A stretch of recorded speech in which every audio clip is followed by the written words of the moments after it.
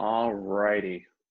So, like Darren said, I'm Chris from MindEdge, and the purpose of today's call is to really talk through maximizing your online experience. And the focus is getting all the good. And so, over the next 25, 30 minutes or so, we'll dig into some critical strategies you can use to really make sure that you're getting everything you can from an online learning experience. First, though, let's just some quick introduction. So as Darren mentioned, I'm Chris from MindEdge. I've been in and around the online education area for almost 18 years now. It's kind of an accident. I started out as a journalist, and I'm proud to say that journalism experience was in part of Tennessee, and that while I was there at the Bristol Herald-Courier, I did choose to live on the Tennessee side of Main Street. So as a guy who made the Sunday sports page, it was always a bit of a challenge. If you know Bristol and the fact that it splits the states, there's some divided allegiances. And Saturday, if I heard Rocky Top in the background, I kind of knew what color I'd have to get on the front page of the sports section before I got it out. That was a short stint in what I did post-college. Ever since then, it's been education. And a lot of it is around teaching and learning, from the systems that feed to learning management systems and data analytics, a lot of things that focus on student success. So that's kind of the background for my talk today. I'm also a post-traditional student myself. So it's been almost 10 years now since I went back and got my MBA online from the University of Massachusetts, which is where we are. And doing that as a working adult while also working with the technology and things that you work with in that space really provide kind of a unique perspective about how to maximize things on that front. So that's a lot of the foundation for the presentation today.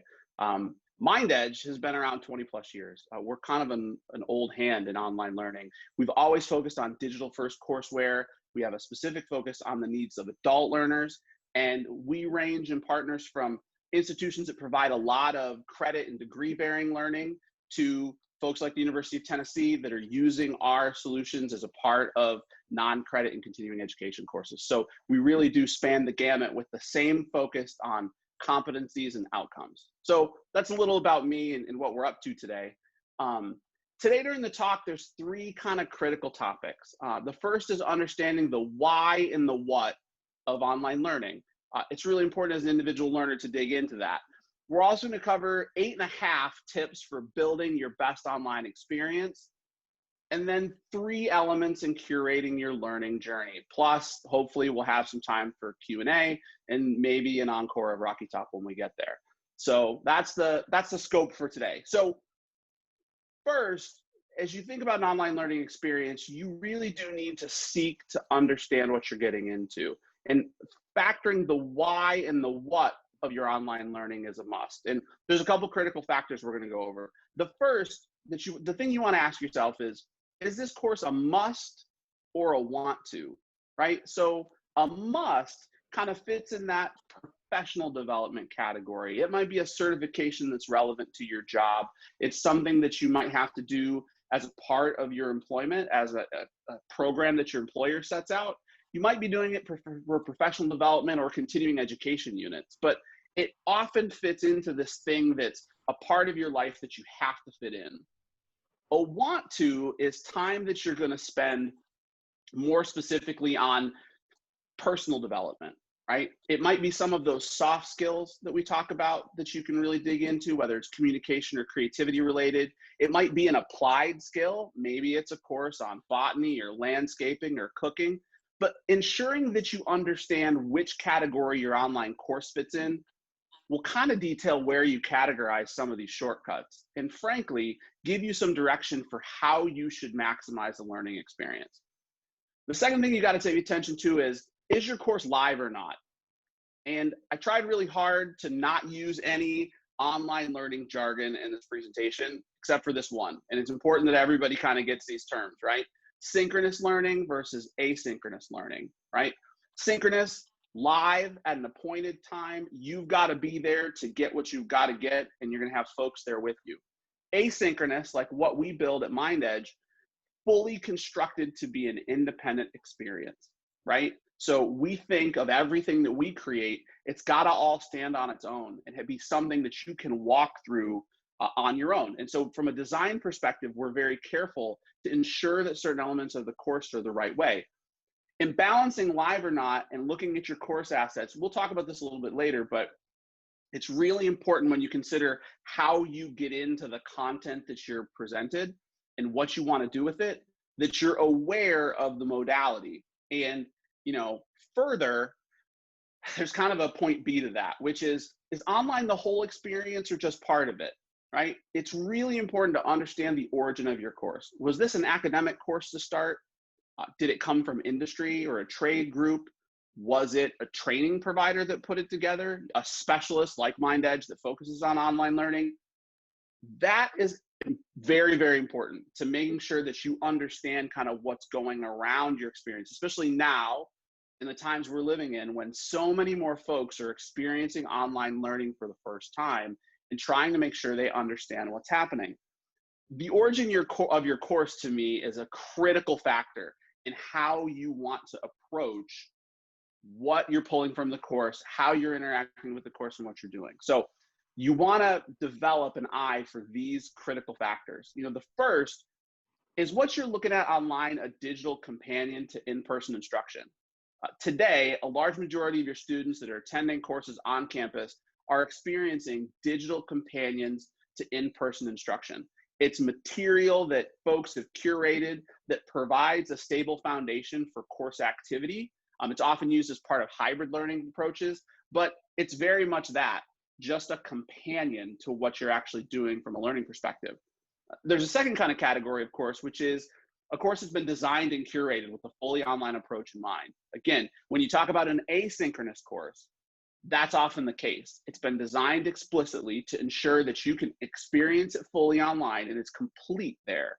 And when you get into that kind of course, it's really vital to look around. It's been engineered for your learning experience. So you want to interact with it more, as opposed to a digital companion, which frankly may only provide some of the material you want to know, and in some cases, be missing a few things because it's meant to accompany a professor or an instructor, and some of what they have is only going to be given in that particular format.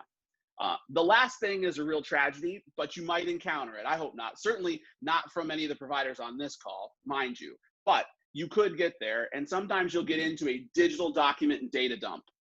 It's kind of when the professor takes all their notes and shoves them into a learning management system and it becomes a document repository. Sadly, probably 1 out of 5 courses that an average undergraduate might take that has a digital component fits into the digital document and data dump category. And that's where you as a learner have to be kind of a sifter of stuff. You need to look at everything, pull it out, and try to understand its relevance. It means that you've got to do a lot more in the course. It's not the best approach, but you're going to encounter it. So you want to make sure that you know how to maximize that experience as well. Now, before we go on to some of the tips, I think it's really important as we consider online learning to reset our expectations. Most of us did a majority of our learning in college, right? And college means a lot of things to some people, including these kind of, experiences that you see on a page, right? From the classic movie, This Is What College Is Approach, to every picture that you see on every college brochure that you've ever gotten in the mail, to, frankly, today's student that's uncovering endless Zoom, which is too painful to even have an image about at this point. So we're just going to call it endless Zoom and hope that that stuff can go away. But when you think about the college experience, one of the things that I think about is my experience kind of navigating the college environment from an academics perspective, right? And there's kind of a couple ways that could go. You could be efficient, as you might find folks on American Ninja Warrior, or you might just have lined up on the starting line and someone's going to throw foam blocks at you and you're trying to run through an obstacle course you've never seen before. It's kind of funny, but sadly, that is the experience for a lot of our students who try to start college and don't necessarily make it to the finish line. And frankly, it's really critical, whether you're doing an online course or you're starting a broader learning journey, or you're thinking about certificates, to hone yourself into that American Ninja Warrior phase, right? organized and efficient in moving through resources and obstacles. I kind of look at it like the Gauntlet, right? If you ever remember American Gladiators, which was one of my favorite shows as a kid, right? You can kind of go in there, and some folks are much better than others in running that gauntlet, right? I mean, there are obstacles in your way that are going to get the best of you. Most folks can make it to the end, but you're going to struggle at certain points to try to be as efficient as possible. The goal in taking an online course and having your best experience is to develop that mindset to be able to run over every obstacle as you get there, right? And providing a smooth experience is something that you want your online course provider to do. So it's important to be discreet when you figure that stuff out. So let's get down to some tips. How do you have the best course experience possible?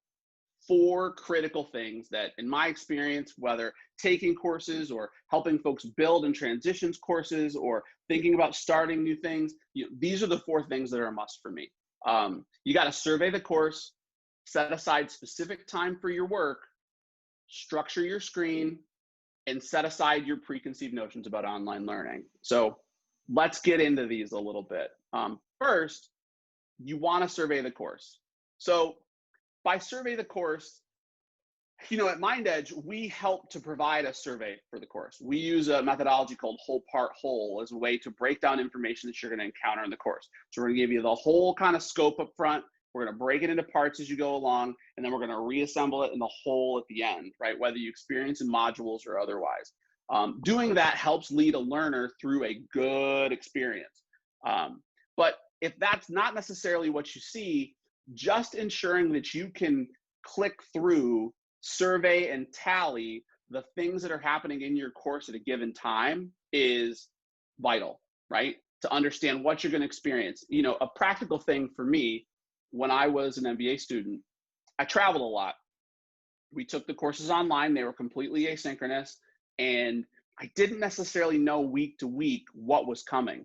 And one of the bad parts was when there was a lot of video, because if you go back in the Stone Age or you're way out in the country, you may find that you do not have enough bandwidth to download and watch the video you need to watch for your course. So just from that perspective alone, understanding what you're going to encounter, again, not getting smacked with any unnecessary obstacles, is important to make sure that you're moving things along. Spending some time outlining kind of those topics and time, especially your own time, is important to staying on task week to week.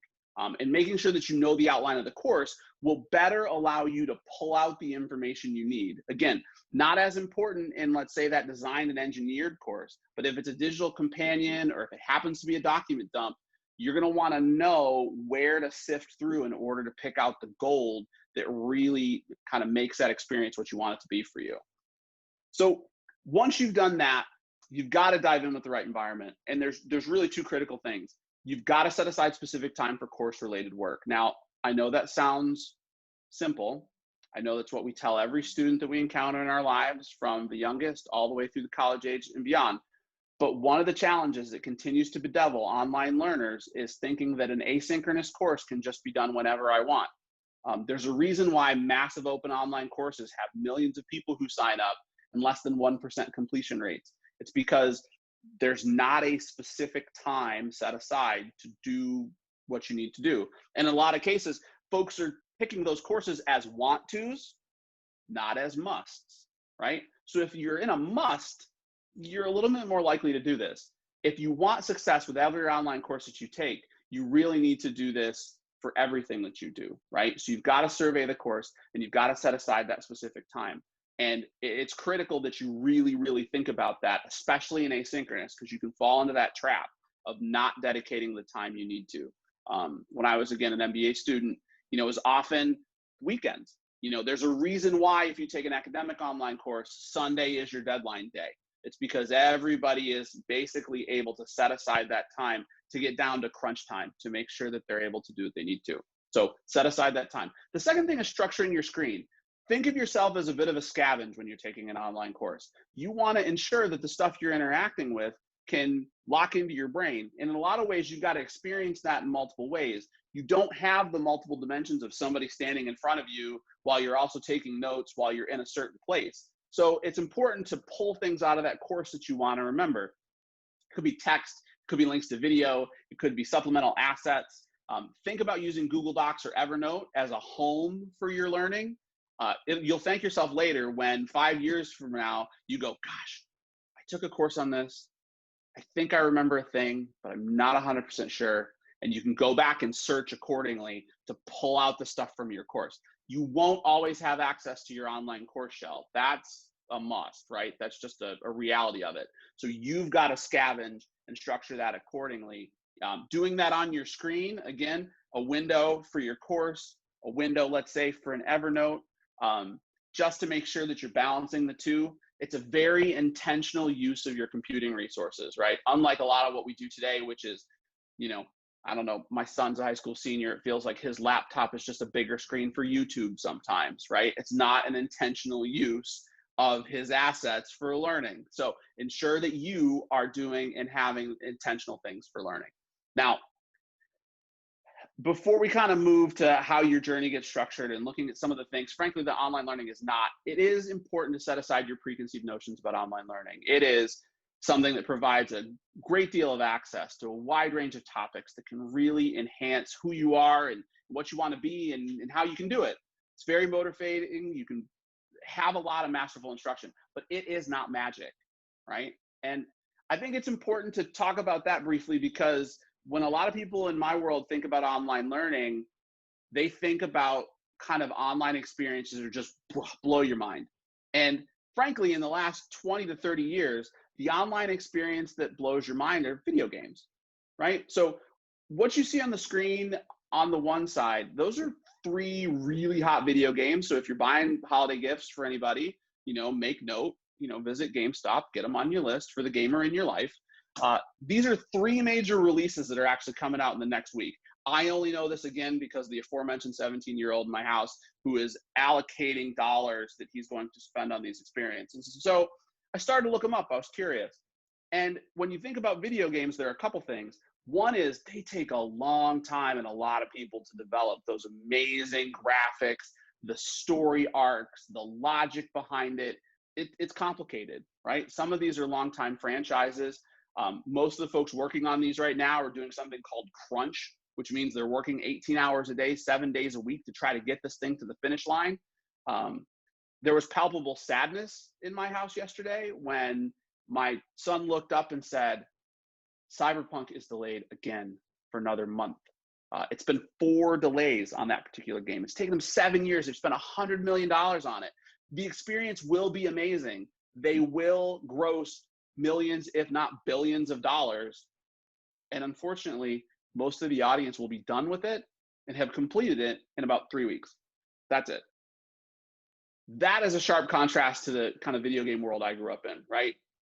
Hopefully everybody watching knows the Konami code, right? Up, up, down, down, left, right, BA start. That thing on certain old school video games that would get you power-ups and help you with your progress. That's more the speed of today's online learning that you'll encounter. And there's a lot of reasons for that, right? A lot of it is due to the accessibility and availability of content that's a must for online learning programs, right?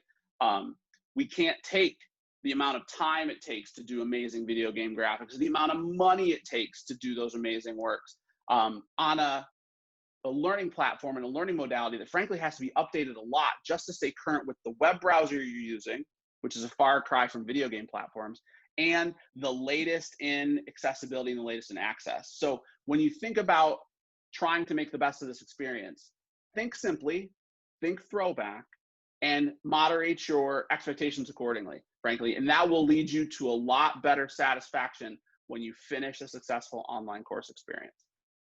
So that's the treatise on video games. Good luck if you're out buying those. The new consoles are very popular this time of year. So there are also things you might be missing from an online course. 2 real critical ones. One is a chance to build community. So your course might not be running with people as a critical component, right? You may be taking, again, that asynchronous course. That makes it a lot harder to build connections and relationships as a part of your educational experience. If you were a person who really identified with some of those college images from before, it's going to feel different than it did, right? And in the same way, there's not necessarily built-in accountability, especially in a want-to course. In a have-to course, especially an academic have-to course, there will be some accountability. Grades are one thing, folks chasing you down and student success is another thing. In a want-to course, there's no prescribed place and time where you go to see people and do a thing and experience stuff. And I know those are the academic words for in-person courses, but going to do that stuff is really important for a lot of learners. And you're going to miss out on that in some respects in online learning. All that said, especially in a synchronous or blended course, there are ways to meet and greet. And over the time that I've taken courses and worked in this space, there are 3 real things to focus on. The first is intentionally building digital bonds. So you've got to leverage every aspect of the course. Facebook groups, Slack channels are 2 things today where communities can gather and you can have that back and forth conversation. Obviously, LinkedIn connections kind of go without saying, but it is something that you have to be mindful of as you work to build those relationships. The second thing is diving into discussion boards. Discussion boards are something that are very much a part of some online courses. You'll hear a lot about a post and then 2 replies. Go very deep in your discussion boards, especially in the get to know you posts. Work to make connections and then bounce those connections out to help you build digital bonds. Being really intentional about that will help you not only with course satisfaction, but building that shared experience that you're seeking. And the last thing is finding the rhythm of your course. So one thing about must courses, especially ones on deadline, is that people participate at certain times. It might often be the weekend. If you're an early bird, if you're someone who likes to work ahead, you may be getting into these parts of an online course where, frankly, there aren't other people yet. And that's frustrating, frankly. So you may, to be able to meet and greet and bond, need to adjust your own schedule accordingly in order to find the rhythm of your course. Now, when it comes to must courses, and a lot of this, again, is professional development, professional time, there are some time-saving features that you absolutely should dive into. And the first is the video transcript, right? Video content is great, but if the nuggets of the course are locked into 30-minute videos, we all know our attention spans have shrunk dramatically over the last couple of years as what we experience has gotten shorter and shorter. So look for transcripts, right? Read that transcript and absorb that information, especially in those long videos. And frankly, turn your captioning on. If you're going to watch a video, even a short one, just making eye contact with that helps you bring your focus into the video in the course and helps you absorb more materials for viewing. Again, trying to get kind of that multimodal experience that you're missing out being in a lecture environment. And the last thing I'd say is don't skip the formative assessment. So I promise not to use too many academic words, but you got formative and summative assessment, right? Formative in the start, summative at the end. You know, a lot of courses, you've got to get certain marks on the summative assessment in order to meet your objectives, get the PDU credits, etc.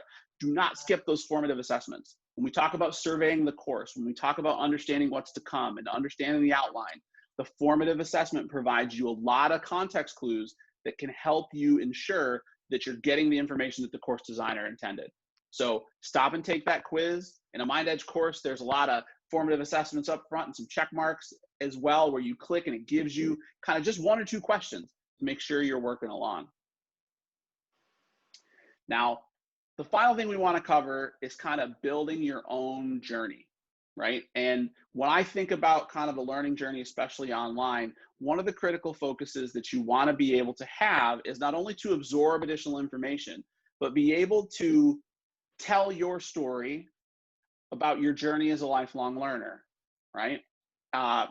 Make sure that folks outside of your initial network understand exactly what learning online has meant for you, what skills you've built, and what you've done. And there's a couple critical ways that you can focus on doing that. One is focusing on certifications, right? So oftentimes there's certifications in specific industry groups by field. When you think about adding things to kind of your professional side of your resume, think about courses and other elements that stack into certifications, or evaluate a certification journey so that the time you're spending is well spent. Oftentimes those certifications will require and want you to have continued professional education. That's important too. So mapping to a certification is a good thing. Certificates may not be industry aligned. There may not be necessarily a direct professional connection, but when you get into a certificate, it really often represents curated content that was designed intentionally and meant to be on a path. So when you think about building soft skills, whether it's writing or communication or leadership or management, think about a certificate as a way to tell a broader story about what you did and why you chose some of that online learning. And then the last piece in that adventure is kind of the credit or PLA pathway. Most of the folks watching this are alumni of the University of Tennessee. So you've got your degree, right? You've got that diploma. But you might also be in a position where you're managing folks that don't necessarily have that credential yet. Maybe they started and stopped, and it's something they personally want to be able to do to get back. There are online courses that can help you on a pathway towards completing that degree by conveying credit along the way. At MindEdge, there's a bundle of our certificates actually that have been evaluated for course credit so that a college or a university can understand where it might fit and give appropriate credit for that in a program, especially for folks who are managing kind of continuing education at their companies. Think about those pathways for your employees that might need to go on a journey like this. And don't forget that everything that you've done to date, you may have employees who don't have degrees. Institutions offer prior learning assessment, which is basically looking at that bundle of stuff that you've done, experiences you've had, and things that you've learned, and assign some credit for that. And that can be a real Kickstarter to completing a degree. So think about that particular piece as well for all the learners in your life, and focus on ensuring that when you take a course, whether it's a must or a want to, you can give some of the story behind what you're trying to accomplish there. So super quick, what we covered, the importance of the why and what of online learning, right? Understanding what you're getting into and taking an online course can really help you maximize your experience. We also went through, I think it was 8.5 tips, right? Maybe you got a little bit more for your money, I hope. Building your best experience, making sure that you're set on the fundamentals every time you sit down to interact with your coursework in order to have the best experience possible. And then finally, those 3 important elements of a learning journey that you can curate as a way to make sure that you can tell your continuing education story. That's what we've got for now. And I think I've still got some time. Any Q&A today? Any questions from the audience? Any questions from those who might be watching?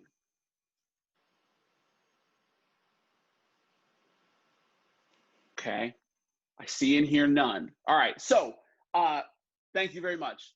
Hopefully you found this to be informative and something that can inspire your learning journey. I will share these slides with the crew who can share them out accordingly. If you want more about me or MindEdge, you can find those links. And if you want to see the MindEdge courses that are available through the institution, there's a link to the catalog there as well.